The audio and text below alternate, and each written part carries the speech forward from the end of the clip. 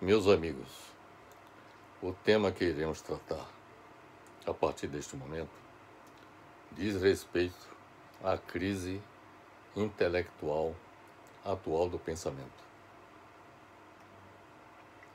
Muitas pessoas percebem que enfrentamos várias crises nesse momento. Crise na economia, crise política. Cada país apresenta níveis diferenciados de crise, tanto na economia quanto no âmbito da política. Crise ambiental, crise nas relações internacionais,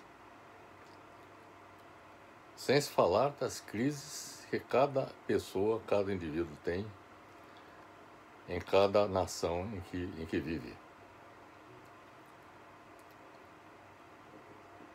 Então nós temos várias crises, mas existe uma crise que eu considero a mais grave de todas, que é a crise intelectual do pensamento. Vou lhes explicar exatamente qual a natureza dessa crise e a sua importância na solução das outras crises que afetam toda a humanidade. Eu afirmo que a crise intelectual atual do pensamento exige um novo iluminismo. Depois eu vou lhes falar o que é que significa o iluminismo, sobretudo para aquelas pessoas que não têm um conhecimento aprofundado sobre o que representa o iluminismo. E, além de explicar, repito, a natureza da crise intelectual do pensamento, que predomina hoje, vamos lhes falar também sobre o iluminismo e as características do novo iluminismo, que, na minha modesta opinião, deveria ser tocado, deveria ser levado avante por todas as pessoas que buscam encontrar soluções para os graves problemas que enfrenta a humanidade. De início, eu tenho a lhes dizer que o mundo se defronta na era contemporânea com várias crises. Já lhes falei sobre as crises que nos afetam. A cada dia que se passa, essas crises se aprofundam, tanto na economia, na área política, na área social e na área ambiental. E também na área das relações internacionais, conforme eu lhes afirmei há poucos minutos. E essas crises se aprofundam tanto nos planos nacionais, como também na escala planetária. Mas a maior crise vivida hoje pela humanidade é a crise intelectual do pensamento, que se constitui no principal obstáculo à superação das demais crises e à construção de uma nova sociedade centrada no real progresso econômico, político, social e ambiental. A crise intelectual do pensamento da era contemporânea é que faz com que o mundo em que vivemos funcione de forma caótica, como uma nave à deriva rumo ao desastre. Vou lhes falar sobre o iluminismo, como surgiu essa visão chamada iluminismo. Foi um pensamento que foi desenvolvido no século XVIII, quando vários pensadores começaram a se mobilizar em torno da defesa de ideias que buscavam a renovação de práticas e instituições vigentes. Veja bem, naquela época, vários pensadores se mobilizaram em torno da defesa de ideias que deveriam pautar as práticas e as instituições vigentes na época em toda a Europa. Esses pensadores levantaram questões filosóficas que pensavam a condição e a felicidade do homem. O movimento iluminista atacou sistematicamente tudo o que era considerado contrário à busca da felicidade, da justiça e da igualdade social. Eu creio que não existe objetivo mais grandioso que a humanidade deveria perseguir do que a felicidade, a justiça e a igualdade social. O movimento iluminista foi baseado na crença do poder da razão e do progresso, na liberdade de pensamento e na emancipação política do ser humano. O iluminismo foi um movimento global, filosófico, político, social, econômico e cultural, que defendia o uso da razão como o melhor caminho para se alcançar a liberdade, a autonomia e a emancipação política. O iluminismo do século XVIII usou valores da ciência clássica para forjar uma nova visão de mundo, baseada na igualdade de todos. Com o iluminismo, passa-se a ter uma visão otimista do mundo, que não teria como interromper seu progresso, na medida em que o homem contava com o pleno uso de sua racionalidade. Os direitos naturais, o respeito, a diversidade de ideias e a justiça social deveriam promover a melhoria da condição humana, segundo os pensadores iluministas daquela época. Oferecendo essas ideias, o iluminismo motivou as revoluções burguesas na França, em 1789, e em todo o mundo, no século XVIII, que trouxeram o fim do antigo regime feudal, e a instalação de doutrinas de caráter liberal que passaram a predominar no mundo até a era contemporânea. O iluminismo forneceu o lema da Revolução Francesa: liberdade, igualdade e fraternidade, e fecundou-a na medida em que seus seguidores se opunham às injustiças, à intolerância religiosa e aos privilégios do absolutismo. No entanto, desde a Revolução Francesa até o presente momento, as promessas políticas do iluminismo foram abandonadas em todo o mundo, com a adoção de práticas desumanas cada vez mais sofisticadas pelos governos e também práticas imperialistas pelas grandes potências capitalistas, das quais resultaram o desencadeamento de 3 grandes guerras: a Primeira Guerra Mundial, de 1914 a 1918, a Segunda Guerra Mundial, a partir de 1939 a 1945, e a Guerra Fria, de 1946, exatamente após a Segunda Guerra Mundial, entre 1946 e 1989,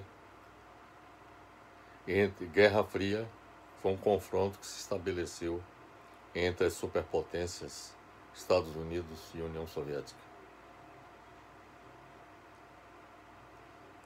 Houve o advento do fascismo, do nazismo e do neofascismo na era contemporânea, a realização de intervenções militares e realização de golpes de Estado em vários países do mundo. Então, a promessa do iluminismo de liberdade, igualdade e fraternidade não se realizou em nenhuma parte do mundo. Quer dizer, houve um arremedo de liberdade em alguns países, mas igualdade e fraternidade, isso não aconteceu. A modernidade é um outro aspecto que é importante falar e que está diretamente relacionado com o movimento iluminista. A modernidade nasceu com a primeira Revolução Industrial, ocorrida em 1876 na Inglaterra, significando um extraordinário esforço intelectual dos pensadores iluministas para desenvolver a ciência e a razão e descobrir as leis universais da natureza para serem postas a serviço da humanidade. Com a Revolução Industrial, a ciência e a tecnologia adquiriram uma importância fundamental para o progresso humano, mediante as contínuas inovações tecnológicas. A ideia era usar o acúmulo de conhecimento, gerando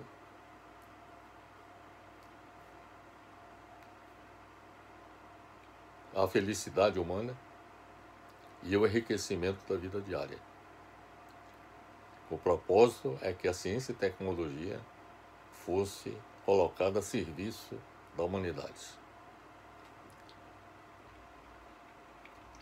A modernidade, é importante observar também que a modernidade está geralmente associada à segunda Revolução Industrial, resultante de transformações socioeconômicas que aconteceram já no final do século XIX, com a industrialização além da Inglaterra, da França, da Alemanha, da Itália, dos Estados Unidos e do Japão, caracterizadas especialmente pelo desenvolvimento de novas fontes de energia, eletricidade e petróleo, pela substituição do ferro pelo aço e pelo surgimento de novas máquinas, ferramentas e produtos químicos, como o plástico, por exemplo. Entre 1909, quando Henry Ford criou a linha de montagem e inaugurou a produção em série, e o final do século XX, quase todas as indústrias se mecanizaram e a automação se estendeu a todos os setores fabris. Houve uma escalada extraordinária da indústria a partir da segunda Revolução Industrial. A modernidade é identificada com a crença no progresso e nos ideais do iluminismo. É importante observar isso. Entretanto, a evolução da modernidade foi marcada também por eventos que marcaram negativamente a sociedade atual. O principal deles, sem dúvida,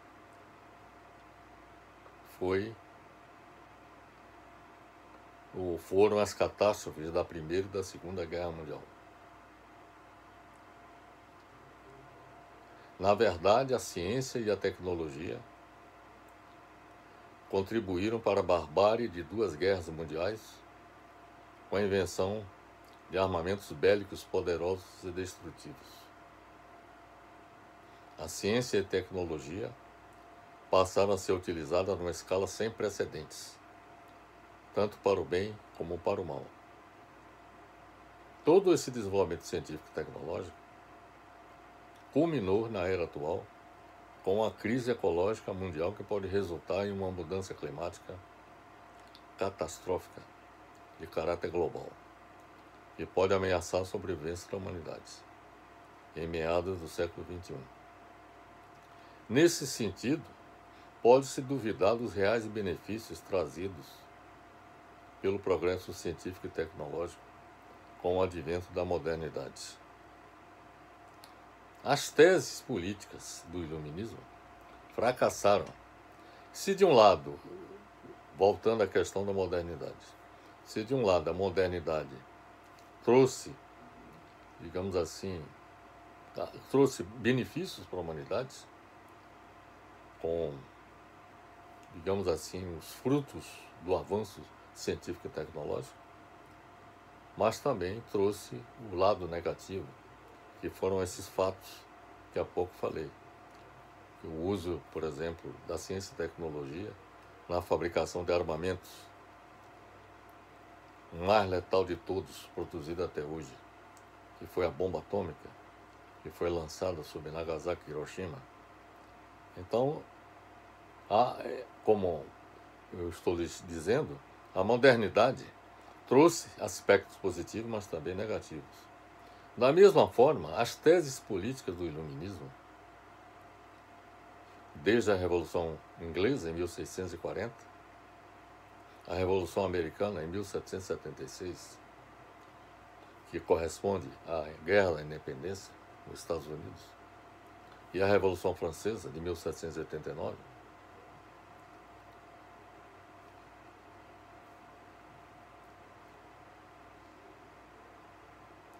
esse fracasso abriu o caminho para o advento da ideologia marxista, objetivando o socialismo em todo o mundo. Ideologia esta que se propunha a dar um passo à frente em relação ao iluminismo. Quer dizer, o marxismo é uma concepção de mundo que foi desenvolvida por Karl Marx, filósofo e economista alemão. Essa concepção do mundo, Karl Marx, objetivava a construção do socialismo para substituir o capitalismo e, numa etapa superior de desenvolvimento da sociedade, alcançar o comunismo. Então, o movimento comunismo nasceu exatamente a partir da ideologia marxista. Mas, como eu lhe disse, o fracasso do iluminismo abriu o caminho para o advento do marxismo, que se propunha a dar um passo à frente em relação ao iluminismo, buscando o fim da exploração do homem pelo homem, que Karl Marx identificava que era uma das características predominantes do capitalismo,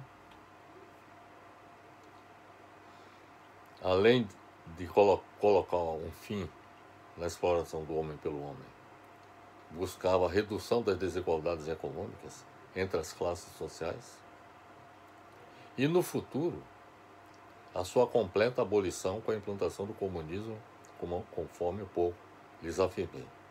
Os fatos da história demonstram, entretanto, que as teses iluministas que nortearam as revoluções burguesas no século XVIII e o marxismo, com base nas quais foram realizadas as revoluções socialistas no século XX, fracassaram porque não cumpriram suas promessas históricas de conquista da felicidade humana e do progresso econômico compartilhado por todos.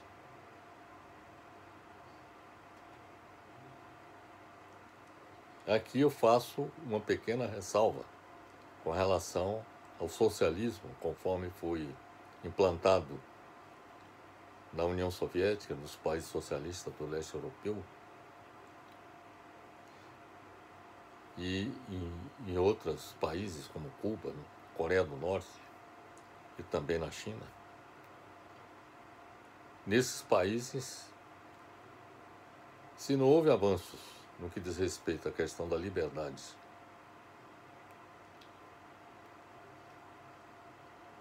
pelo menos do ponto de vista da igualdade,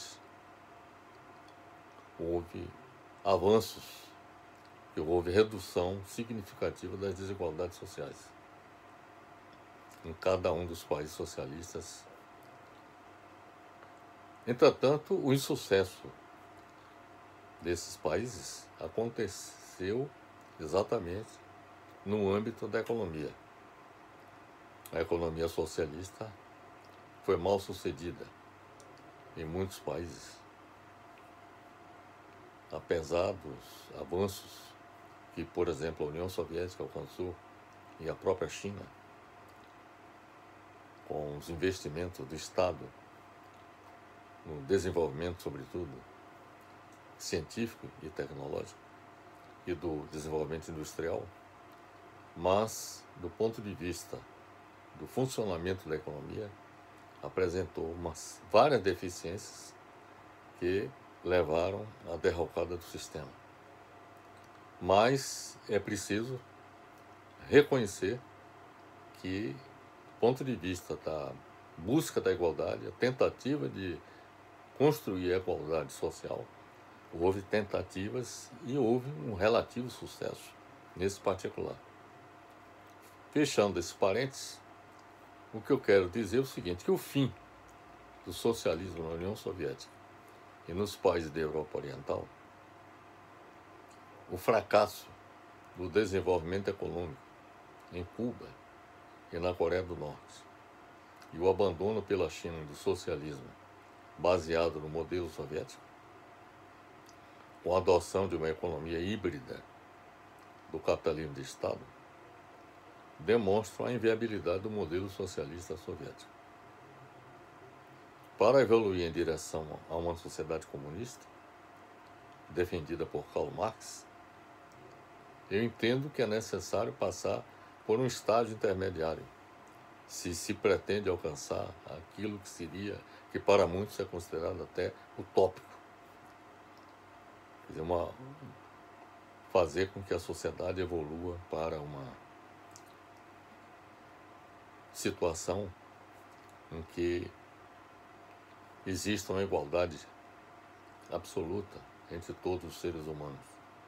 Mas a ideia, digamos assim, de Karl Marx é a construção do comunismo. E eu entendo que, para que isso possa ser alcançado, é necessário passar por um estágio intermediário de economia mista, nos moldes da social-democracia dos países escandinavos. O comunismo preconizado por Marx só poderá ser construído, na nossa opinião, quando existir o estado de bem-estar social, que é o que existe, por exemplo, nos países escandinavos. Na medida em que esse estado de bem-estar social exista em cada país e o mundo alcance a integração econômica, social e política com a existência de um governo mundial que assegure o ordenamento da economia global para evitar o caos atual, o ordenamento para alcançar o ordenamento nas relações internacionais, para evitar as guerras e assegurar a paz mundial, e obter o ordenamento do meio ambiente global para evitar a degradação da natureza. Quer dizer, existem essas pré-condições, e que em cada país haja o que eu entendo, o estado de bem-estar social, nos moldes do praticado nos países da Escandinávia, Suécia, Dinamarca, Noruega, Finlândia e Islândia. E que, além da existência do estado de bem-estar social, haja uma governança mundial capaz de ordenar a economia global, de ordenar as relações internacionais e de assegurar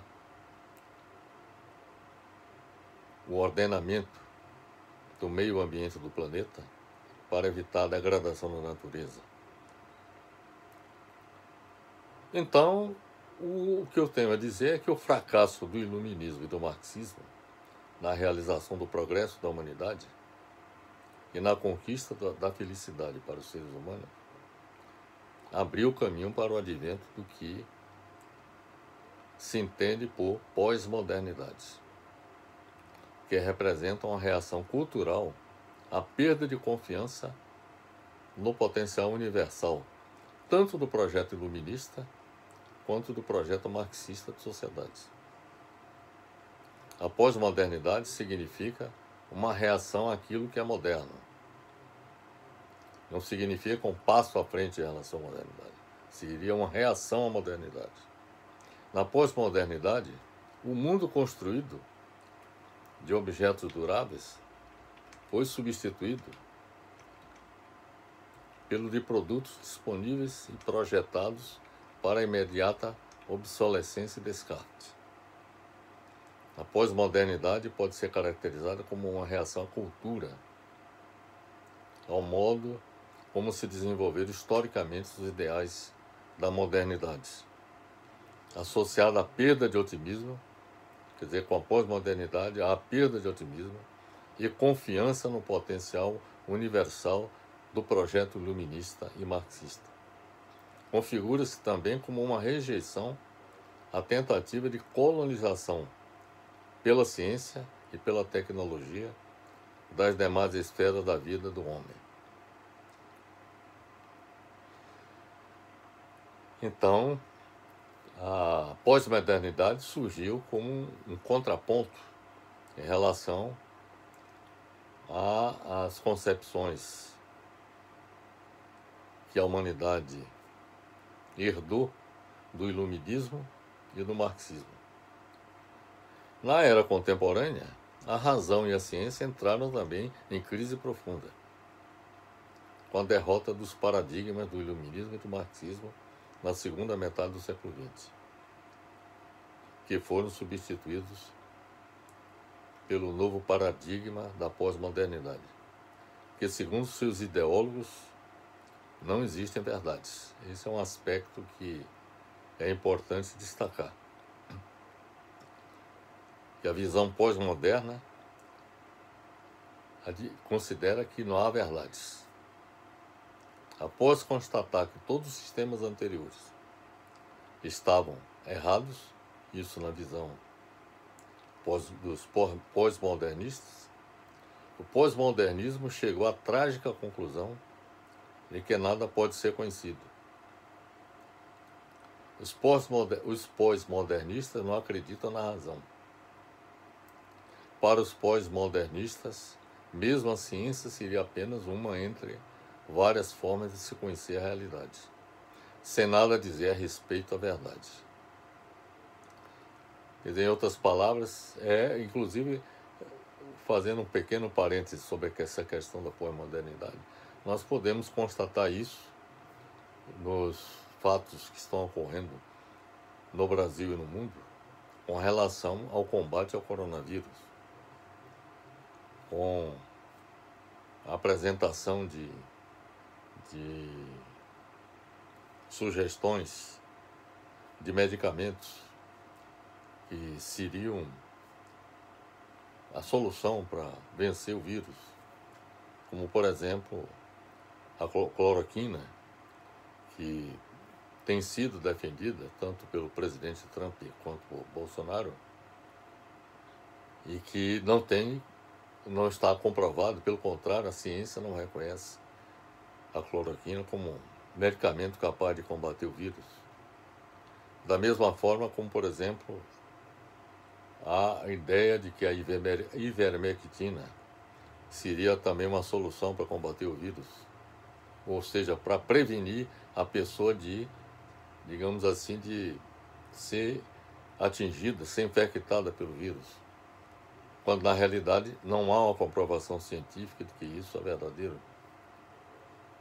Então existe, digamos assim, existem certas colocações que são enquadradas como fake news, e o fake news é um elemento que está incorporado a esta visão pós-moderna. Quer dizer, então são, digamos assim, aqueles que rejeitam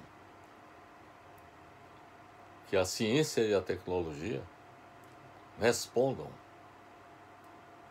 seja uma resposta, digamos assim, para problemas como esses que há pouco citei, com relação à questão do coronavírus.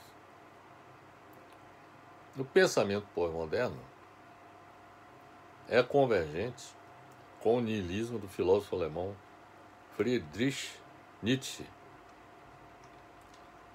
que, por sinal, foi o filósofo da Alemanha nazista, que em sua obra A Vontade de Potência afirmou que a solução para a crise estava na rejeição da razão Veja bem, o Nietzsche já afirmava isso.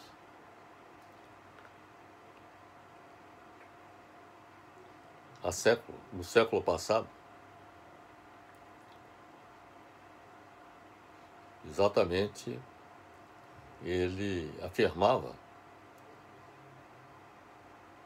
que a solução para a crise não estava na razão, ou seja, não devia estar apoiada na ciência, mas sim no retorno dos profetas, que deveriam, não através da razão, mas da determinação, fundar novos valores que iriam guiar os povos e erguer novas civilizações.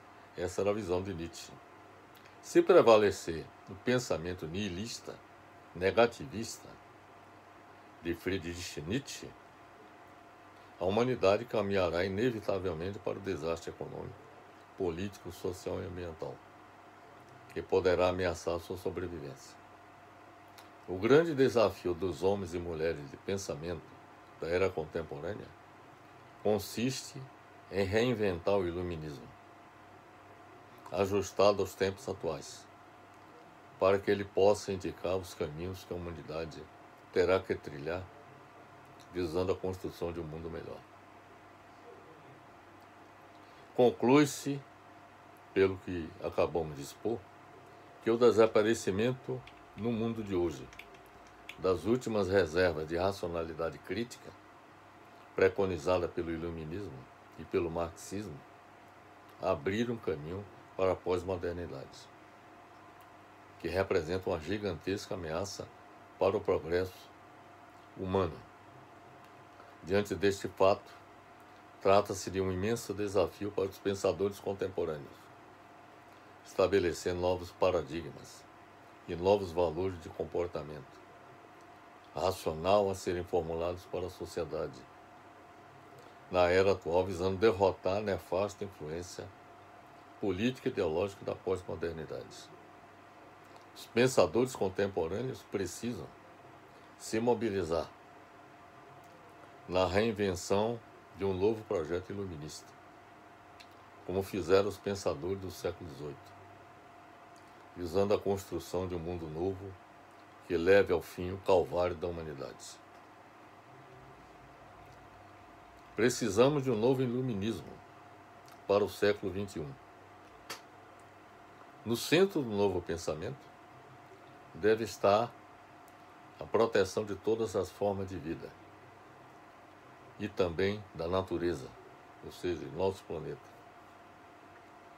O único progresso humanamente relevante é o que contribui de fato para o bem-estar de todos os seres humanos e a preservação da natureza. Que os automatismos do crescimento econômico, do crescimento do PIB, não bastam para assegurá-lo. O progresso, nesse sentido, não deve ser visto como uma doação espontânea da técnica, mas uma construção intencional pela qual os homens e mulheres decidem o que deve ser produzido, como e para quem, evitando ao máximo os custos sociais e ecológicos de uma industrialização selvagem como a que nós temos assistido desde o século XVIII até a era contemporânea. Esse progresso não pode depender nem de decisões empresariais isoladas, como é preconizado pelos ideólogos do neoliberalismo, nem das diretrizes burocráticas de um Estado centralizador, como é defendido pelos ideólogos do socialismo nos moldes soviéticos, mas sim de impulsos emanados da própria sociedade. O iluminismo do século XXI deve manter sua fé na ciência, mas sabe que ela precisa ser controlada socialmente para evitar os absurdos que vem sendo praticado com o uso da ciência na fabricação de armamentos, por exemplo. Então ela precisa ser controlada socialmente. E que a pesquisa científica e tecnológica precisa obedecer aos fins e valores estabelecidos com base no consenso social, para que ela não se converta numa força cega a serviço da guerra e da dominação. O iluminismo do século XXI deve assumir como sua bandeira mais valiosa a doutrina dos direitos humanos, sem ignorar que na maior parte da humanidade só profundas reformas sociais e políticas podem assegurar sua fruição efetiva. Deve combater o poder ilegítimo, consciente de que esse poder ilegítimo não se localiza apenas no Estado tirânico, mas também no seio da sociedade, em que ele se tornou invisível e total, molecular e difuso, aprisionando o indivíduo em suas malhas tão seguramente como na época da monarquia absolutista. O iluminismo do século XXI deve lutar sem quartel pela liberdade contra a opressão de qualquer espécie. E deve edificar uma nova ordem mundial que seja capaz de organizar não apenas as relações entre os homens na face da Terra, mas também suas relações com a natureza. Elaborar um contrato social planetário que possibilite o desenvolvimento econômico e social e o uso racional dos recursos da natureza em benefício de toda a humanidade é também um objetivo a ser perseguido pelo iluminismo no século XXI. Esta é a mensagem, meus amigos, que eu deixo para todos vocês, da necessidade de que a crise intelectual atual do pensamento seja equacionada, sem a qual nós não avançaremos na solução dos problemas que nos afligem nos outros campos da vida, como na economia, na política, no meio ambiente e nas relações internacionais. É importante observar, eu gostaria de chamar a atenção de todos os meus amigos, que eu tenho feito reflexões nos últimos tempos sobre a questão do progresso e sobre a questão de como construir a sociedade, tanto no plano do Brasil, quanto ao nível internacional. Com relação à questão do progresso, que eu defendo, além dos pontos que eu acabo de colocar com relação à questão da crise atual do pensamento, que na realidade eu estou fazendo aqui uma defesa do progresso com base em um novo iluminismo, eu escrevi um último artigo abordando sobre o progresso da humanidade em questão. E ao abordar o progresso da humanidade em questão, que também, através de vídeo, colocamos a nossa visão, deixamos bem claro que, globalmente, nós teríamos que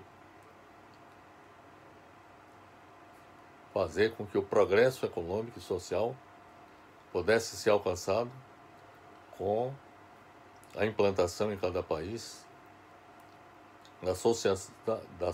de um modelo de sociedade como o existente na Escandinávia, a social-democracia escandinava, que, de acordo com a ONU, são os países mais bem governados do mundo e são os países que apresentam o maior progresso econômico e social do planeta e, além disso, suas populações são consideradas as mais felizes do mundo. Além de, no plano nacional, haver a construção desse modelo de sociedade, em escala planetária deveríamos batalhar para a existência de um governo mundial que seja capaz de ordenar a economia que funciona de forma caótica e que deverá produzir daqui para frente, desde que não haja o governo mundial, deverá produzir crises sucessivas, simplesmente porque não há nenhum planejamento, nem controle sobre o sistema econômico global, que funciona, como já disse, caoticamente. Então é necessário a existência de um governo mundial exatamente para ordenar essas operações econômicas e financeiras em escala planetária. Deveríamos ter também um governo mundial para ordenar as relações internacionais, a fim de evitar os conflitos e assegurar que a paz possa ser levada avante. E, além disto, esse governo mundial deveria também fazer com que as ameaças que pairam sobre o meio ambiente do planeta essas ameaças deixem de existir. E que, efetivamente, com o governo mundial, a ameaça da mudança climática, que poderá ser catastrófica, possa ser evitada. E, finalmente, nós deveríamos, além de atuar no plano de cada país e na escala planetária com essas visões, deveríamos celebrar um contrato social planetário, através do qual a humanidade haveria a chamada confraternização universal, em que todos os povos do mundo convergiriam na construção do mesmo objetivo. Fato este que não existe hoje. Nenhuma organização internacional, nem mesmo a própria ONU, que demonstra ineficiência na tentativa de assegurar a paz mundial, nem a própria ONU, repito, tem sido capaz de realizar esses objetivos que há pouco citei. Então, meus amigos, esse ponto eu deixei bem claro, por exemplo, em duas publicações, em uma publicação, digo melhor, relacionada com a questão global, no livro que escrevemos, Como Inventar o Futuro para Mudar o Mundo.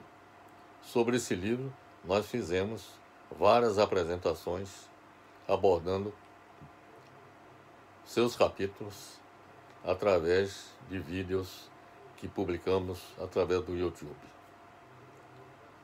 E sobre o Brasil especificamente, nós também apresentamos o que e como fazer para promover o progresso econômico e social do Brasil. E isso nós também apresentamos um vídeo referente a esse livro que nós publicamos sobre o Brasil, cujo título é A Invenção de um Novo Brasil. De modo que, meus amigos, que dentro da minha preocupação de oferecer respostas para os grandes problemas que afetam a humanidade e o nosso Brasil, eu já tive a oportunidade de tratar detalhadamente do que e como fazer para que esses objetivos que há pouco citei possam ser alcançados. De modo que fica aqui essa mensagem e o chamamento que eu faço para todas as pessoas que possam colaborar na construção de um novo pensamento iluminista. Precisamos fazer como os pensadores do século XVIII. Precisamos nos reunir para apontar soluções e colaborar com o processo de mudança que a humanidade está a exigir. Mudança essa sem a qual a humanidade poderá sucumbir diante dos imensos riscos que representam a não realização de uma nova concepção de mundo e de um novo caminho a ser trilhado por toda a humanidade. Fica então aqui, meus amigos, minha mensagem, e espero que todos vocês possam colaborar nessa caminhada. Fica aqui o meu abraço fraternal para todos.